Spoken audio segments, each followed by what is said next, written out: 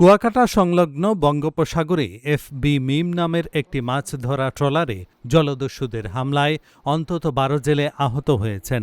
কুয়াকাটা থেকে ২৮ কিলোমিটার দক্ষিণ পূর্বে খাম্বা বয়াবাতি এলাকায় এ ঘটনা হয়। ট্রলার মালিক ইব্রাহিম জানান, মাছ শিকার শেষে ফেরার পথে ২০ থেকে ২৫ জনের একটি জলদস্যু দল ট্রলারে উঠে হামলা চালিয়ে প্রায় ৩.৫ লাখ টাকার মাছ, জাল, জ্বালানি তেল সহ লাখ লাখ টাকার মালামাল লুট করে নেয়। গুরুতর আহত মাঝি আইয়ুবকে কলাপাড়া হাসপাতালে এবং আরও ৩ জেলেকে কুয়াকাটা হাসপাতালে ভর্তি করা হয়েছে।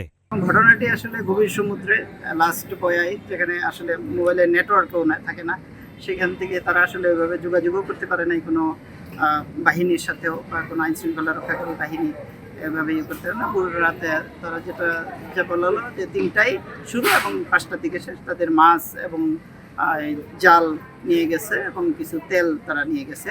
সকালে তারা এসে এখানে নিয়েছে। তারপর সার্বিক বিষয়গুলি আমরা আসলে ঘটনাটি বিষয়গুলি তদন্ত করছি, মূল ঘটনাটা কি এবং কোথায় আসলে আমরা এটা জানার চেষ্টা করতেছি। আমরা আপাতত তার শারীরিক অবস্থার কিভাবে উন্নত হয় এবং তার চিকিৎসার যে ট্রিটমেন্টটা সে বিষয়ে আপাতত আমরা জোর দিচ্ছি।